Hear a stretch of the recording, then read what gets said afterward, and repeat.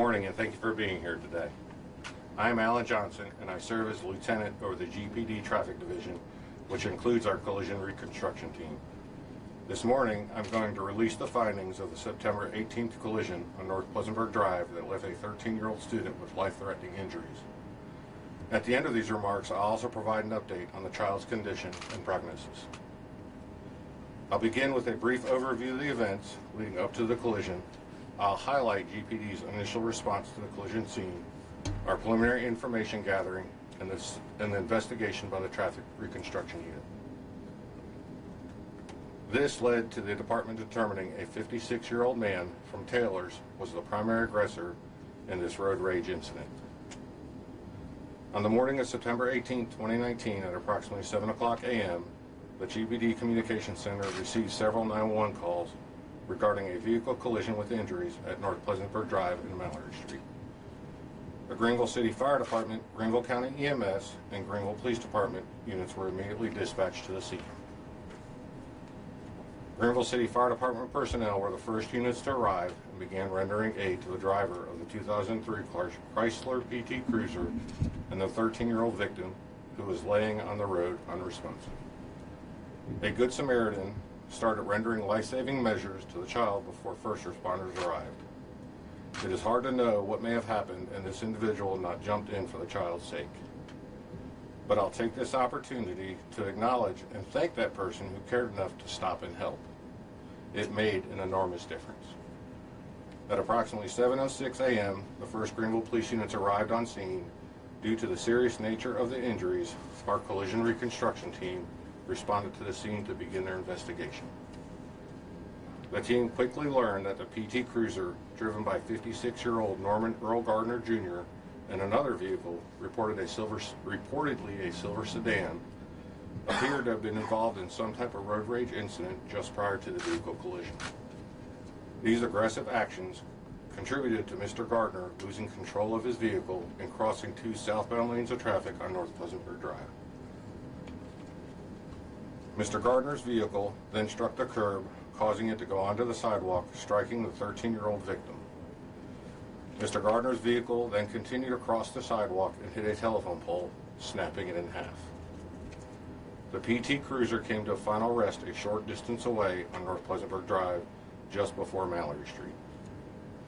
The Traffic Reconstruction Unit determined that prior to Gardner losing control of his vehicle, he was traveling at approximately 75 miles per hour. That is 30 miles an hour over the posted speed limit during rush hour traffic. Initial witnesses told officers that the other vehicle, a light-colored sedan, may have made contact with the PT Cruiser, then slowed down following the collision before driving away from the scene. Hours after the collision, the driver of the other vehicle involved in this incident contacted investigating officers after hearing about media reports of the accidents from coworkers. Our investigators interviewed him and conducted an inspection of his vehicle. The driver fully cooperated with the investigation and provided critical missing pieces of the events. From this, investigators determined that the driver observed Gardner's PT Cruiser lose control and collide with the curb. The driver of the sedan did not see or know at the time that the PT Cruiser hit the 13-year-old victim and telephone pole. He simply thought he had just struck the curb. Coworkers informed him that the victim was critically injured. A vehicle inspection of his vehicle revealed no damage, therefore he made no contact with the PT Cruiser. In light of this information, witness interviews, and other evidence, we concluded that the PT Cruiser and sedan were initially involved in an incident in which the PT Cruiser had cut off the sedan when attempting to get into the left turn lane on Rutherford Road, just before North Pleasantburg Drive. The driver of the sedan then blew his horn at the PT Cruiser. Both vehicles then turned left on the North Pleasantburg Drive from Rutherford Road. The driver of the PT Cruiser then began driving aggressively to catch up with the sedan. At one point during this incident, the PT Cruiser got behind the sedan in the middle lane and then quickly changed lanes to the left and accelerated hard to pass the sedan. Having just barely cleared the front of the sedan, the PT Cruiser quickly attempted to change lanes back to the right to get in front of the sedan. It is at this time Gardner lost control of his vehicle, resulting in the collision. Our investigation found the PT Cruiser sedan never made contact, and the collision is a direct result of Mr. Gardner's traveling at a high rate of speed and driving aggressively. Because of his actions, Gardner was arrested and charged with reckless driving on September 24th and placed into the Greenville County Detention Center. Gardner was released from jail on a personal recognizance bond on September 25th and was given a court date to appear in Greenville Municipal Court on October 17, 2019 at 10 o'clock in the morning.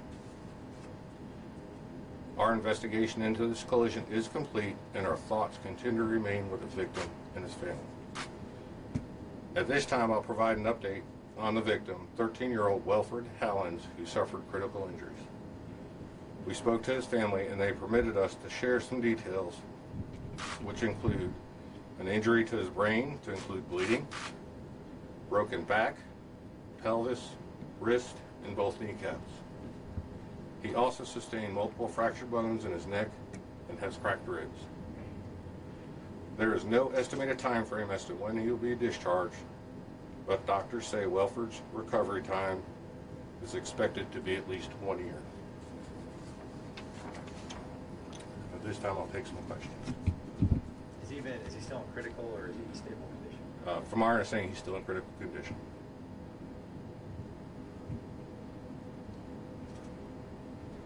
Can you just talk a little bit about just road rage incidents in general, why people really need to be aware of how they're driving on the roads and not drive aggressively in this type of way, because of what we see here can happen? Sure. I'll talk about road rage and road rage.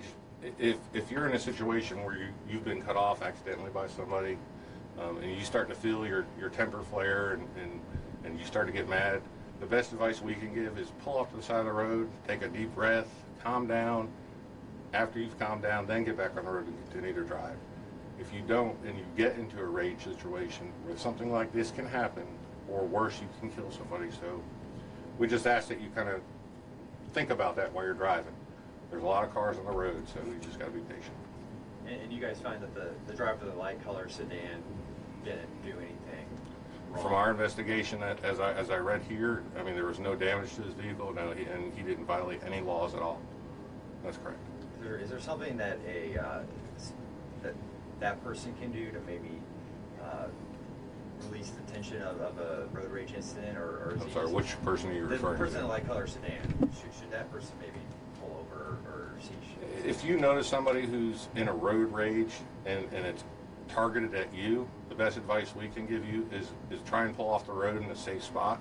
Call 911, let us know what's going on, but don't get yourself involved with that road rage incident. It can just make things a whole lot worse. So I think this driver did correct. He didn't try and antagonize that driver any further, so he did what he thought was best. Can you tell us anything more that the family may have shared with you about Wilfred and who he is? Yeah, what the family shared with us yesterday on the condition is what I have at this time. Sure. I would imagine they're pretty shaken up about all of this. I would imagine so, yes. That's correct. The person who rendered, the Good Samaritan who rendered aid at the scene, what did they do, if you know? And is that an easy thing to learn, and can other people basically become a first responder? Yeah, and I'm not really sure of the details of the aid that he rendered, but I can say, you initially don't have to be trained. If you see something that you feel you can help out with, by all means, stop and help. This guy, we appreciate him greatly for helping out this 13-year-old. We're not sure what he did made a difference, but I could tell you, in my eyes, I think it did. And I think what he did was truly amazing, and we appreciate it. You may not be able to talk about this, but can you tell us anything about how the 8-year-old girl who witnessed this is doing at this point? Yeah, I don't have any comments on that. What's it like to come up on a scene like that? Personally, as a police officer, anytime we go to a crime scene or collision investigation where there's great bodily injury or death, it's tough. It's tough for us. It's tough for those involved. When you're talking about a 13-year-old child, it makes it that much more tougher. We've got to push our personal emotions aside, and we have to do our job. But it does. Especially when you have kids of your own, it kind of hits home.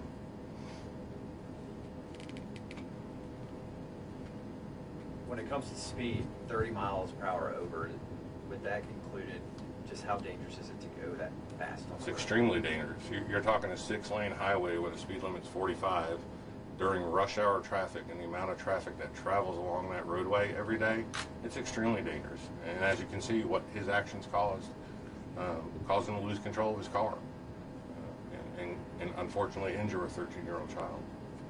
Did Gardner express any remorse for, kind of acting the way he did on the road after learning the consequences of his actions? I wasn't there when they interviewed him, so I can't say for certain on that.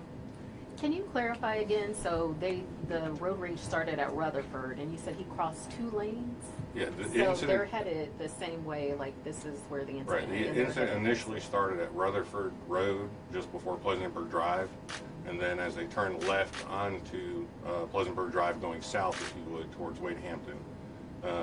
It was after that when it continued, and then the So he suspect went vehicle. off toward the right. Yeah, he lost control from the, I guess the best way to describe it is from the lane closest to the median, and then went across 2 lanes of traffic.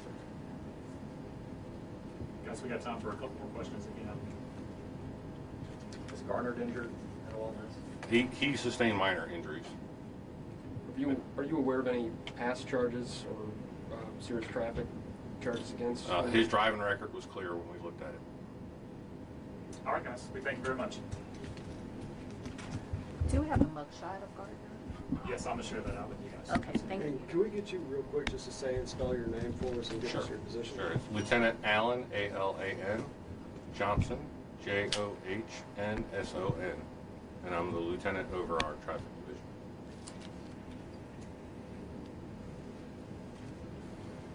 Thank you.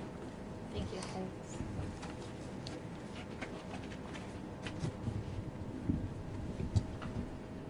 Guys, let me know what we